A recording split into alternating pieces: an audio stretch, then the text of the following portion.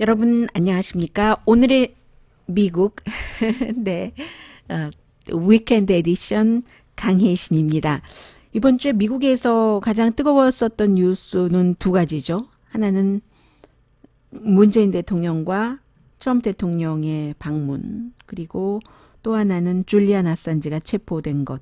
이 두 가지는 제가 따로 전해드리겠습니다. 해서 이미 그 줄리안 아산지의 체포는 왜 지금 이 시점에 됐는가? 과거에는 그럼 에콰도르가 왜 그에게 그 난민이 아니라 망명을 받아들였고 지금은 왜 그를 버려버리는가? 그리고 이것이 그 트럼프 대통령에게는 어떤 의미가 되는가? 에콰도르에는 미국과 에콰도르의 관계에는 그런 모든 것들, 그리고 그를 과연 저널리스트라고 할 수 있는가? 액티비스트라고 해야지 되는가? 뭐 여러 가지 내용이요. 또 아주 특별한 사람이잖아요.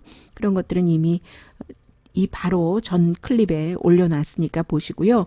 그리고 북한과 미국 또 남북 관계에 대해서는 어제 그 김정은 위원장이 새로운 얘기를 한 것도 있고, 그 새로운 얘기에 대해서 미국이 오히려 그 한국에서 분석하는 것보다 더 긍정적으로 받아들이는 것 같거든요. 그 내용은 이 뉴스 클립 올려놓고 그 다음에 미국에서 보는 한국 시간에 자세히 전해드리겠습니다.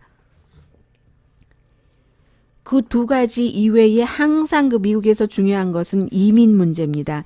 이 내용이 또 어제 오늘의 미국이 끝나고 난 이후에 트럼프 대통령이 분명하게 트위터에서 밝혔고, 그 대통령의 밝힘에 따른 미국의 중요한 그 도시의 시장들이 자신들의 의견을 냈는데, 미국에서 살다 보면은 뭐 맨 마지막에 가면은 결국은 인종 문제거든요. 그리고 이민은 인종과도 연관되는 것이기 때문에 항상 그 앞에 있고, 또 민주당이건 공화당이건 이 문제를 쉽게 처리를 하지 못합니다. 물론 민주당이 뭐 소수를 중요하게 생각한다 해서 뭐 다른 나라에서 이민 오는 사람을 중심으로 해서 등등등 그런 일들이 있고, 그에 비해서 공화당에서는 아니 왜 우리가 내는 세금으로 그 사람들을 학교를 보내고 아프면 병원에서 치료를 해주고 뭐 그럴 수가 있느냐. 그리고 뭐 그런 것도 좋은데 불법 이민자까지 그럴 필요가 뭐가 있느냐. 그리고 그 같은 공화당의 주장에 대해서는 상당 부분 많은 사람들이 공감을 하기도 하고요. 그리고 사실은 국경 수비에 대해서는 국경을 수비는 해야지 된다. 이제 국경에서 뭐 난민도 들어오지만 불법 이민자들이 많이 들어오고 있기 때문에 그 부분에 대해서는 민주당이 일을 조금 더 적극적으로 해야지 된다고 생각하는 사람도 분명히 존재를 합니다. 그러나 더 하나 분명한 것은 트럼프 행정부 들어와서 이 이민 이슈로 이민자들을 아주 못된 사람으로 취급을 하고, 실제로 그 현실적으로 정책으로 펼친다기보다는 뭔가 그 두려움 같은 것을 많이 그 퍼뜨리는 것도 사실인데요. 이번에는 트럼프 대통령이 그러려고 생각을 했다. 이것은 생각인 것이지 플랜은 아닙니다. 계획은 아닙니다. 그런 얘기를 했습니다. 어제 제가 정규 방송 시간에 전해드리면서 스티븐 밀러라는 백악관의 젊은 대통령 자문이 앞장서서 지금 미국에서 로스앤젤레스처럼 합법 이민자, 때로는 그 여러 가지 과거의 역사, 또 그 가족들 등등 해서 그 최인 이민이라고 하잖아요. 트럼프 행정부에서는 가족 이민을 연줄로 뭐 굴비 엮듯이 엮여온다 해서 그 가족 이민 등등 해서 인도적인 차원에서 합법 이민이건 불법 이민이건 어느 정도 받아들일 수밖에 없는 로스앤젤레스와 같은 곳, 또 진보적인 성향의 샌프란시스코, 또 큰 도시일수록 이민자에 대해서 관대하죠. 그 마음이나 교육받은 수준이 아무래도 도시에 살고 있는 사람이 시골 사람들보다 높고, 그리고 도시의 여러 가지 일자리가 그 같은 이민자들 손을 빌리기에 적합하기 때문에 이민자에게 더 관대할 겁니다. 그러니까 트럼프 대통령 행정부에서 스티븐 밀러가 앞장서서 대통령이 두 번이나 시도를 했다고 하죠. 백악관에서 국토안보부, 뭐 이민관세국 등도 관계자들에게 지금 뭐 구류하고 있는 사람들, 난민 신청을 하는 사람이든 어떤 사람이든 그냥 다 생츄어리 시리라는데 버싱해서 갖다 버려버려라. 그런 식으로 표현을 했어요. 버스라는 표현도 했고, 지금 구류센터가 모자라고 그런데 그 가족 특히 불리하고 어린 아이와 부모 이런 것에 대해서 비난이 있고 하니까 그럼 너 그렇게 말하지 말고 너희 동네에다 데려다 줄게. 니네들이 알아서 해봐. 하고 얘기를 한 게 실제로 대통령의 아이디어였다. 어제 방송이 끝날 때까지만 하더라도 백악관에서 공식적으로 여러 가지를 확인해 주지는 않았는데 그랬다고 대통령이 트윗을 해버렸습니다. 지금도 생각하고 있다고 했죠. 가족 분리 뭐 여러 가지가 이민 정책이 아니라고 뭐 보니까 또 부통령도 대통령의 말에 메아리를 쳐주기는 하는데 그렇지는 않은 것 같아요. 그래서 심지어는 며칠 전에 대통령이 지난주 주말에 국경 수비하는 국경 수비대에게 뭐 법을 무시하고라도 뭐 이민자들에게 그 미국을 넘어오는 사람들 뭐 무조건 뭐 체포를 하라든가 아무튼 법에 따르지 않아도 된다고 얘기를 했잖아요. 그랬더니 그 국경 수비대의 보스가 대통령 말 따르지 말라고 법에 따라야지 된다고 지금 이 정도잖아요. 그래서 이제 생추어리 시티라는 게 이민자들을 함부로는 추방시킬 수 없도록 보호를 한다는 게 그 도시의 기본이다 하는 그 도시들이고 그 도시들은 이제 그런 이민자들의 인력들이 많이 필요하기도 하고요. 또 과거에 그 사람들의 인력으로 도시가 발전을 하기도 했고 그리고 그 사람들의 자녀들은 이미 미국에서 태어나서 미국 시민권자고 하는 이제 그런 것인데 아무튼 그 대통령이 그렇게 했다는 거예요.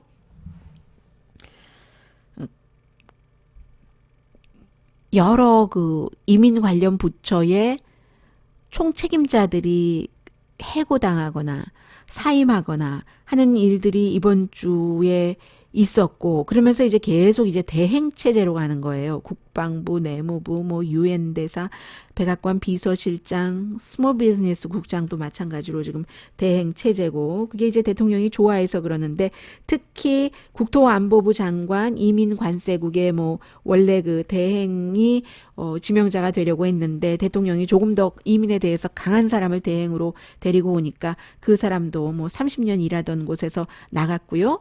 이렇게 대행 체제를 할 때는 대통령에게 충성을 하기가 쉽죠. 그 부처의 대행이 국토안보부 뭐 예를 들어 장관이면 장관, 뭐 국방부 장관이면 장관 하는 사람이 왜냐하면 그 대행이 아니라 장관이 될 때는 연방상원의 청문을 거쳐야지 되는 자리들이고 그리고 연방상원에서 청문하고 선서를 할 때 국가와 그 의회와 헌법에 충성하겠다고 맹세를 하지 대통령에게 충성한다고 맹세하지는 않으니까 그런 맹세를 하기 전에는 대통령이 나를 대행으로 지금 시켰으니까 대통령에 충성한다는 사실은 그러면 안 되는데 그렇게 그 갈 수 있다는 거예요. 그래서 대통령이 지금 계속 이민 문제를 가지고 국경을 닫아버리겠다고 하다가 그게 도저히 경제적으로 미국에도 마이너스니까 공화당에서도 싫어하니까 닫을 수가 없게 되고 말만 계속 하는 겁니다. 결국은 이제 난민 신청자들도 멕시코에서 기다려야지 된다. 했다가 판사가 그거 안 된다 했다가 아마 또 항소법원에서는 다음 주에 대통령의 뜻대로 판결이 나올 것 같기도 해요. 아무튼 대통령이 제일 중요한 것은 생추어리 시티에 지금 뭐 구류하고 있는 사람들 다 갖다가 내다 버려라 이렇게 얘기를 하니까 여러 도시에서요. 예를 들어서 필라델피아의 시장 같은 사람 그래? 우리 그분들 받을 준비할게. 수십 년 동안 우리가 이민자를 받아왔던 것처럼 시카고의 LM 이마누엘 이제 끝났죠. 선거 끝나서 물러나게 되는데 이 사람도 마찬가지로 그렇게 보낸다면 우리는 시리아 난민을 기꺼이 받았던 것처럼 환영하겠다. 허리케인이 몰려왔을 때 마리아였던가요? 푸에르토리코에서도 난민이 우리 시카고에 왔는데 우린 그때도 기쁘게 받아서 지금 함께 잘 살고 있어. 심지어는 그 미얀마의 로힝야 그 난민들도 시카고는 많이 받았거든요. 도시들이 그런 것들을 잘해요, 미국에서. 그래서 우린 그렇게 하겠다 했고 캠브리지시 매사추세츠의 그 큰 도시에서도 뭐 이건 뭐 대학들도 있고 하죠. 그곳에서도 우리나라 대통령은 마치 학교 운동장에서 힘없는 아이를 막 때리고 골리고 하는 그런 그 불량배 같다라고 얘기를 했고요. 그리고 샌프란시스코의 시장은 대통령이 어차피 하지도 못할 일을 가지고 두려움을 퍼뜨리는 정치를 하는구나. 포틀랜드도 오레곤주의 굉장히 그 진보적인 도시죠. 시장은 인간은 전당포에 맡기는 물건이 아니다. 담보가 아니다. 그리고 살아간다는 것은 게임이 아니다. 누가 뭐 자신들 나라 버리고 미국이란 나라까지 꾸적꾸적 걸어와서 그래서 난민 신청을 하고 싶어서 하냐? 그게 인생의 게임이 아니다. 오레곤 주의 법에 따라 우리 포틀랜드 시는 생추어리 그 시의 역할을 다할 것이며 그게 미국의 헌법이기도 하고 인권 보호이기도 하다. 이렇게 얘기를 했고 뭐 그 밖에도 커네디컷 굉장히 많은 도시의 시장들이 대통령이 버스에 실어서 그 구치소에 갇힌 사람들을 생추어리 시에 갖다 내다 버린다면 우리는 그들과 함께 살겠다는 시장들이 많고요. 또 대통령이 그런 것을 하고 싶다고 한다고 하고 뉴욕의 시장도 역시 누가 그랬던가요? 포틀랜드 시장 말과 같네요. 전당포의 담보 물건처럼 사람을 그렇게 취급하지 말아라. 당신이 말했던 애니멀이라는 동물이라는 것처럼 하고 또 캘리포니아 코첼라 지금 오늘부터 아마 뮤직 페스티벌 코첼라에서 열리고 있죠.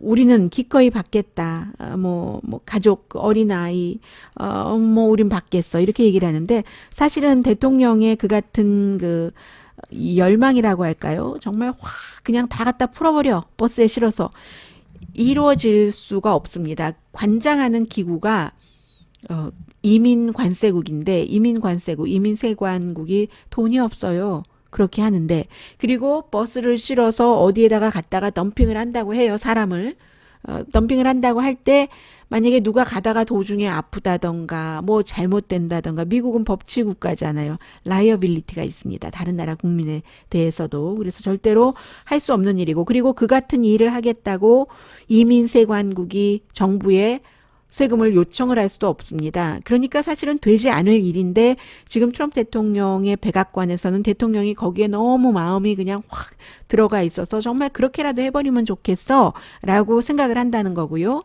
그렇기 때문에 민주당도 딜레마를 겪는 거죠. 국경 수비에 있어서는 사실은 민주당도 조금 더 적극적으로 일할 필요가 있다 하는 분위기가 지금 다져지고 있는 것 같습니다.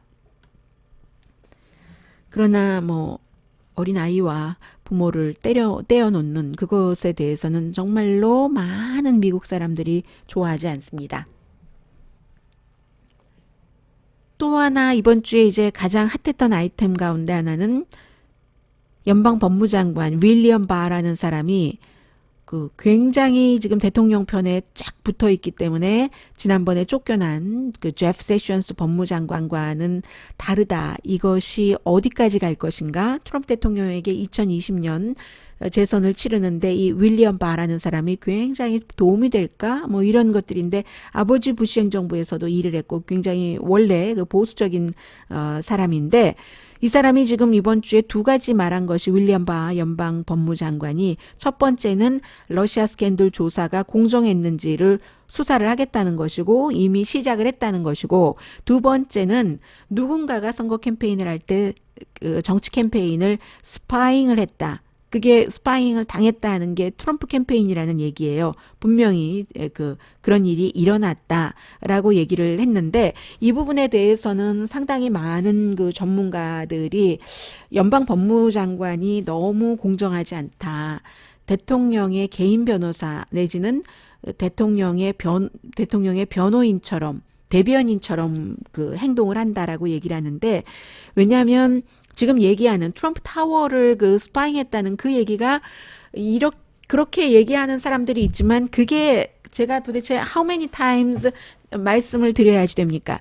트럼프 타워에 법을 위반하고 여러 가지 법 위반에 대해서 그렇게 그 기소를 하는 것을 너무너무 심지어는 너무 조심스럽게 한다라는 지적을 받는 이 특별검사조차도 기소를 한 폴 매나포트 같은 사람, 트럼프 타워에 살면서 러시아 사람들과 계속 연관을 하고 그러므로 또 수천만 달러를 벌고 다 그게 푸틴 주변 사람들이거든요. 우크라이나까지 손을 뻗쳐서 그 푸틴 친한 사람 뭐 대통령에게 당선시키려고 일을 하고 그리고 뭐 로저 스톤 같은 그 트럼프 대통령의 친구면서 캠페인 할 때 일했던 그 사람도 위킬릭스 줄리안 아산지와 접촉을 하고 언제 힐러리 클린턴 이메일에 관해서 폭로가 나갈지 날짜를 미리 알고 있었고 그리고는 또 트럼프 대통령에게 이 그 로저 스톤이 전화를 해서 그런 것도 뭐 알려주고 등등 했다는 그런데 이제 이 모든 것들에 러시아가 항상 연관이 되기 때문에 미국의 연방 법무부와 그 윌리엄 바 현 장관 이전에 연방 법무부와 또 피사라는 특별법정과 그 연방 수사국이 러시아 사람들, 미국 사람들과 접촉하고 음모를 꾸미는 그런 것들을 도청을 했다는 거죠. 법원에서 영장을 받아서 그 영장 받는 것도 뭐 몇십일 그 영장 받아서 도청하고 또다시 영장을 받을 때는 새로운 이유를 내서 법원에서 영장을 발급해주면 도청을 하고 이것을 트럼프 행정부를 스파잉했다고 하는 겁니다. 그러면 트럼프 행정부 사람들이 아들이 됐건 사위가 됐건 트럼프 선거대책본부장, 부본부장도 그렇고요. 로저 스톤도 그렇고요. 첫 번째 국가안보보좌관이었던 마이클 플린도 그렇고 그 밖에 많은 뭐 파파도플러스라는 뭐 외교 자문도 그렇고 많은 사람들이 러시아 사람들과 의심스러운 접촉을 하지 않았으면 일어나지 않았을 일입니다. 법무부나 FBI나 피사 같은 법원에서 절대로 아무런 일을 하지 않았을 일인데 그 사람들이 전부 그런 그 접촉을 하고 그리고 또 다 안 했다고 그래요. 가짜 뉴스라고 무슨 그런 뒤집어 씌운다고 하는데 증거가 다 드러나니까 결국은 드러나잖아요. 그런데도 윌리엄 바 현 장관이 스파잉이라고 표시를 한 것은 스파잉은 적에게 하는 거잖아요. 그리고 이런 경우는 증거가 있고 영장이 있는 상황에서 surveillancera는 감시한다는 것인데 윌리엄 바가 국민들이 다 보는 청문회 앞에서 그렇다. 트럼프 행정부가 스파잉 당했다. 이렇게 말하니까 많은 사람들이 저 법무장관은 대통령의 딸랑이네 라고 소리를 지르고 그리고 실제로 이번 주에 가장 많이 나왔던 시사 만평이 윌리엄 바를 트럼프 대통령이 가지고 노는 거예요. 그리고 윌리엄 바는 사람도 아니에요. 완전히 그 트럼프 대통령이라는 인간에게 아부 떠는 그런 그 동물, 애완동물로 그 표현이 되고 대통령도 그를 그렇게 다루는 그런 지금 그 시사 만평이 이번 주에 굉장히 많이 나왔습니다. 그래서 이 문제를 어떻게 해결할지 그러나 일단 기본적으로 전에는 그 제프 세션스라는 법무장관이 이거 나는 빠지겠어. 나조차도 아니라고 했었지만 그 러시아 그 대사도 만나고 안 만났다고 하고 부통령에게도 거짓말했고 했으니까 내가 러시아 조사는 빠지지라고 했었던 그 자리를 윌리엄 바가 들어가니까 이게 대통령 측으로서는 힘이 생긴 게 사실이고요. 그래서 트럼프 대통령도 문재인 대통령과 그 정상회담을 하는 중에도 기자들 질문을 받고 이거 뭐 법무장관이 잘 처리할 거다. 뭐든지 요즘은 다 법무장관이 잘 처리할 거라 그래요. 윌리엄 바 문제도 아니죠. 저기 줄리안 아산지 문제도 법무장관이 잘 처리할 거다. 뭐 스파잉 문제도 그거 정말 쿠데타지 대안 쿠데타라고 얼터너티브 쿠라고 얘기를 하는데 글쎄요. 그래서 뭐 이 문제는 사실은 그런데 제가 이렇게 그 윌리엄 바의 법무장관이 다른 법무장관이라면 그 정도까지는 나가지 않았을 것 같은데 청문회를 이제 많이 보니까요.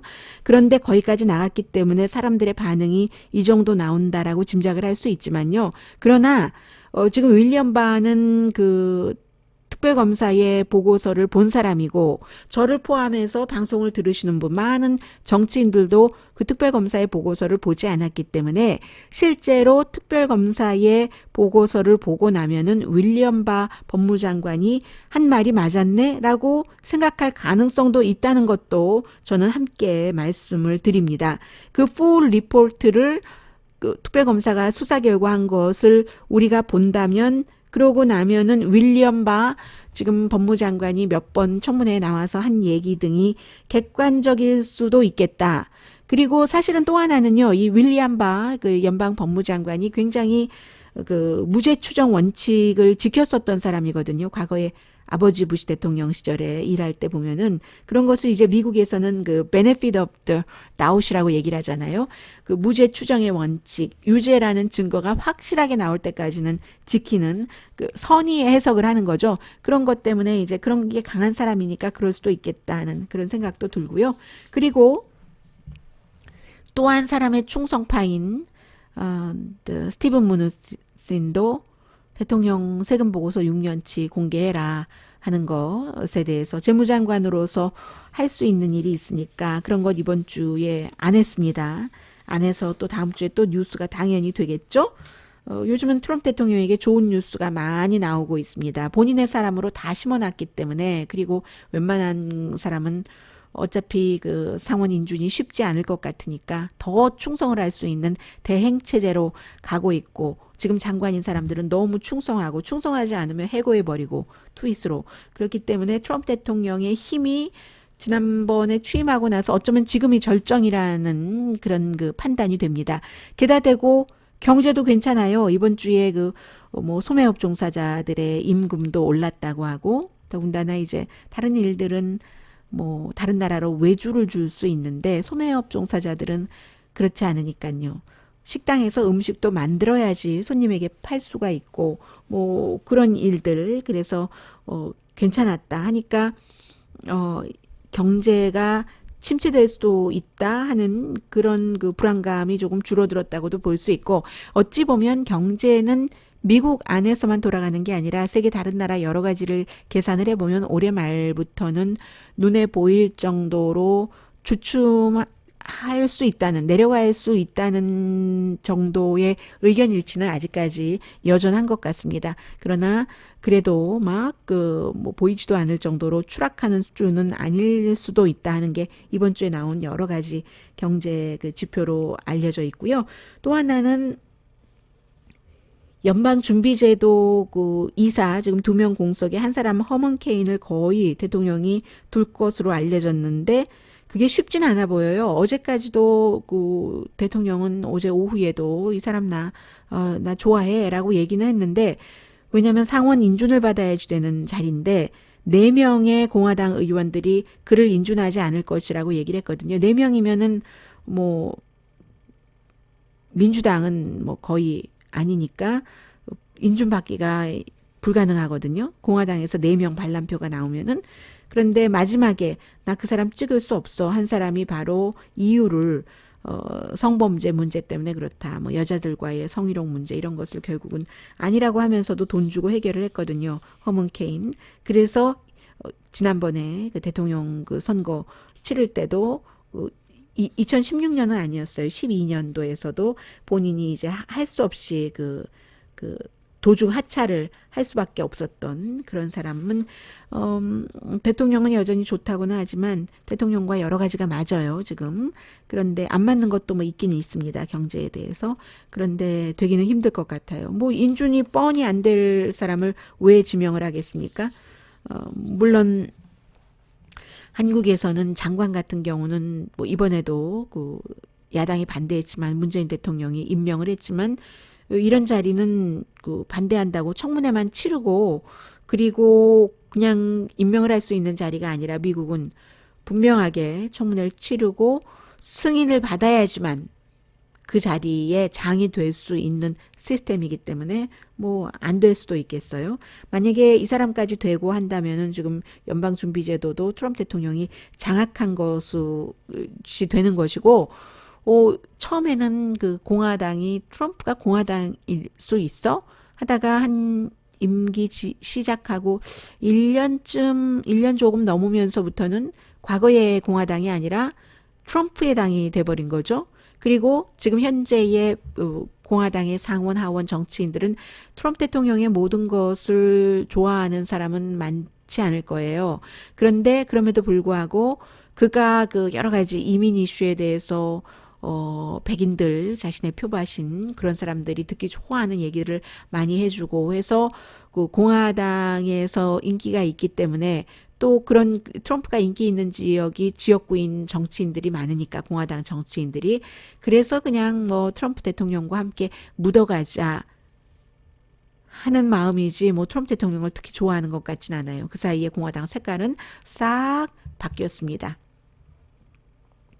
이번 주에 또 갑자기 이란 혁명 수비대요. 그 이슬라믹 레볼루션 가드, 이슬람 혁명 수비군을 테러 조직이라고 해서 국가 군대인데요. 이란으로 보면 이제 정규군이 있고 이 특별군이 있는데 특별군이 뭐 이란이라든가 베네수엘라 이런 나라들은 다 특별한 임무를 띄우고 있죠.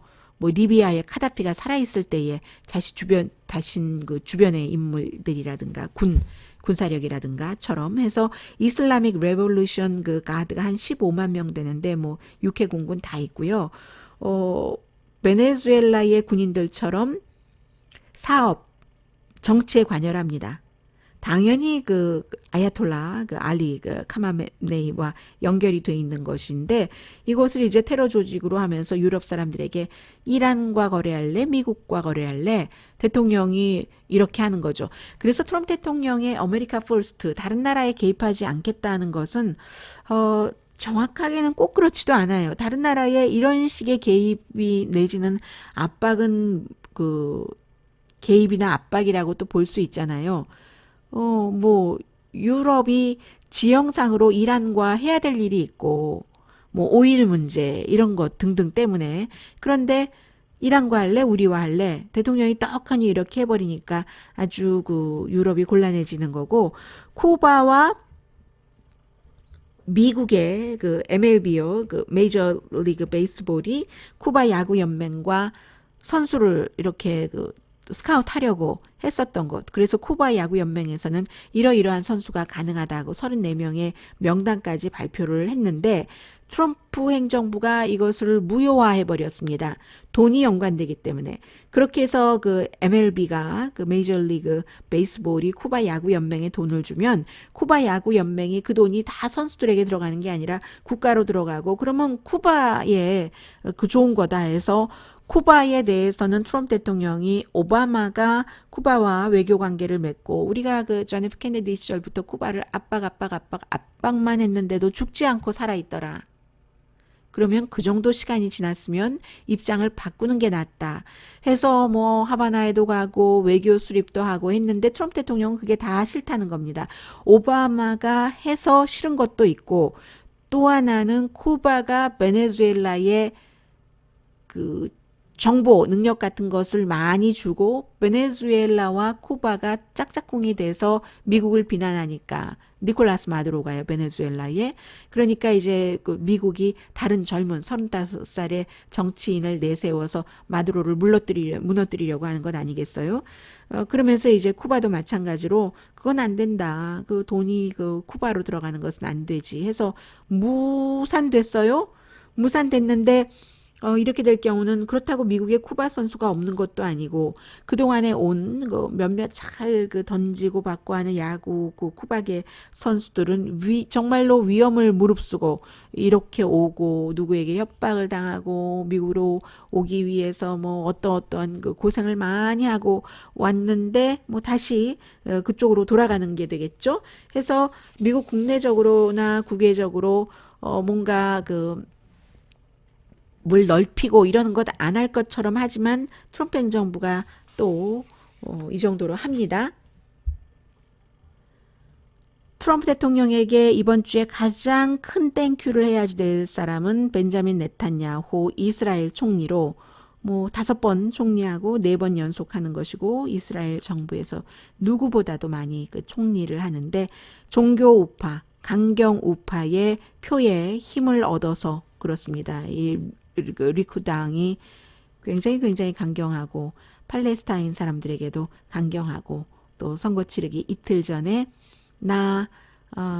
뭐 총리가 되면은 이제는 그 어디죠? 이 서한지구까지 다 우리가 점령을 하겠어.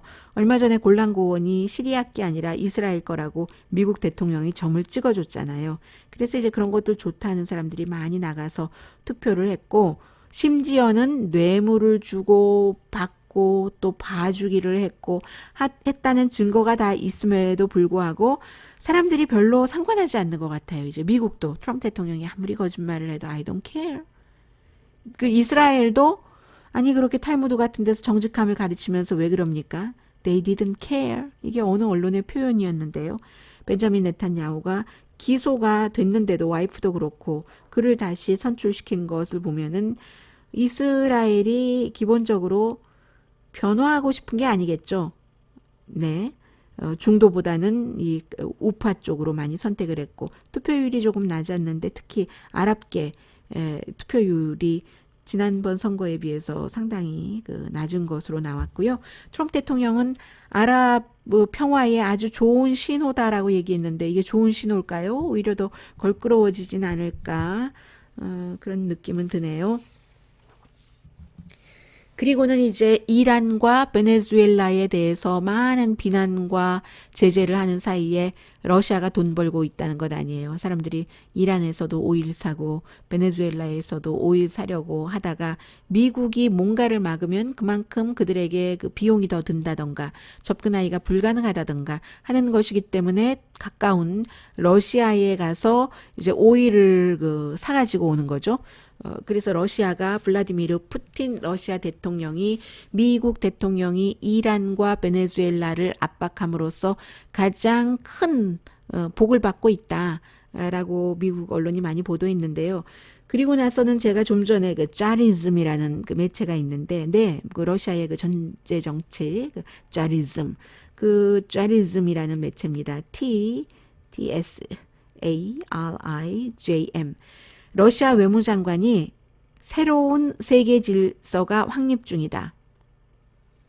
이렇게 얘기를 했습니다. 세르게이 나브로프가. 서구의 진보적인 모델은 죽었다. 외교부 외교 아카데미에서 그런 연설을 했다는 거거든요. 세계화가 이젠 매력을 잃었다. 더 이상 모델이 아니다. 이게 또 트럼프 대통령이 얘기하는 것과 똑같은 겁니다. 러시아는 자신들이 모델이라는 거예요. 트럼프 대통령을 지지하시는 분들은 글로벌리스트 하면서 세계화주의자들을 마구 비난을 하십니다. 그게 또 러시아의 생각인 겁니다. 러시아의 그 외무장관이 세계 개발은 다극성이 있어야지 되고 다중심주의의 질서에 따라서 움직여야지 되는데 그게 각 나라의 주권을 이제 굉장히 보호하는 거다. 그런 뜻이에요. 해서 문제를 외교로 풀기는 풀어야지 되는데 어쨌든 글로벌리스트들의 그 마음은 다 죽어버렸다. 그러면서도 또 뭐라고 얘기를 하냐면요. 미국과 미국의 동맹국, 때로는 미국 혼자, 때로는 미국과 미국의 동맹국이 같이 힘을 합쳐서 뭔가를 다른 나라에게 이렇게 해, 저렇게 해 하고 강요를 한다는 겁니다. 미국은 무척 자기중심적이어서 경제에 있어서나 재정에 있어서나 그래서 이제 동맹국 문제 같은 것은 잘 못 풀고 하는데 결국은 글로벌리즘이 끝났고 각자 국가들의 이득을 앞세우는 그런 시대가 왔다 하는 게 이게 이제 러시아의 짜리즘이라는 매체의 보도입니다. 자기중심적이다. 경제적으로나 재정적으로나 미국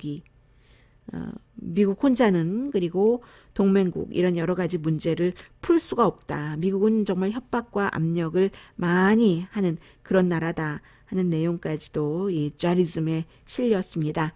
네, 제가 북한 관련해서는요. 그래서 이제 여기 이 기사 제가 좀 전에 말씀드린 이 기사 미국 다른 나라에 개입하지 말아라. 글로벌리스트적인 행동하지 말아라 하는 그런 것이고요. 세계화가 나쁘다 하는 것인데 이 신문은 어떻게 규정을 했냐면 세계화를요. 바벨탑 그렇게 지어봤자 좋은 거 있었어? 이런 식으로 얘기를 하고요. 푸틴처럼 해라. 이런 얘기도 하고요. 그리고 이 기사에 달린 그 댓글 가운데 상당수의 댓글이 미국 사람들이 읽고 달았는데 미국의 미주리라든가 시골에서 사는 사람들이 기사에 댓글을 많이 달았습니다. 그래서 트럼프 대통령에게도 푸틴처럼 해라. 푸틴은 러시아만 보고 가는 것 아니냐. 이런 얘기를 한 사람도 있고요. 어떤 사람은 미주리주에 살고 있는 사람으로 제가 기억이 되는데요. 만약에 푸틴이 트럼프 대통령을 선거에 당선시켰다면 고맙다. 우리는 트럼프 대통령이 필요하다. 정말 고맙다. 이렇게 댓글을 남기신 분도 계셨거든요. 그리고 트럼프 대통령이 요즘은 아메리카 퍼스트 얘기도 잘 안 하던데요. 아메리카 퍼스트라고 하면서 세계의 질서 같은 데서 이제 그 힘을 빼고 발을 빼려고 하는 그런 거 너무너무 좋다고 하는 사람들도 있고요.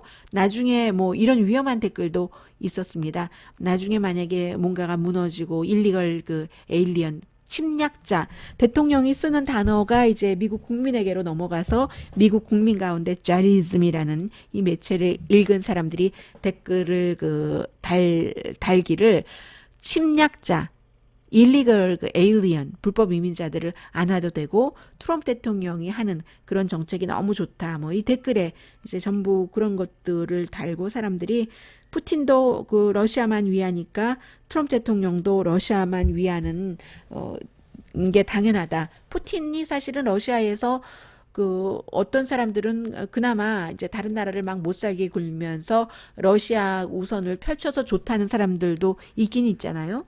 근데 이제 어쨌든 미국에서도 이렇게 푸틴이 트럼프 대통령에게 도움이 됐다면 고맙다라고 자리즘까지 댓글을 다는 사람들도 있네요. 하면서 이 자리즘은 미국 혼자는 문제를 풀지도 못한다. 그리고 요즘 미국은 너무 다른 나라 주권을 위반하면서 협박과 압력을 이어가고 있다라고 비난도 했거든요.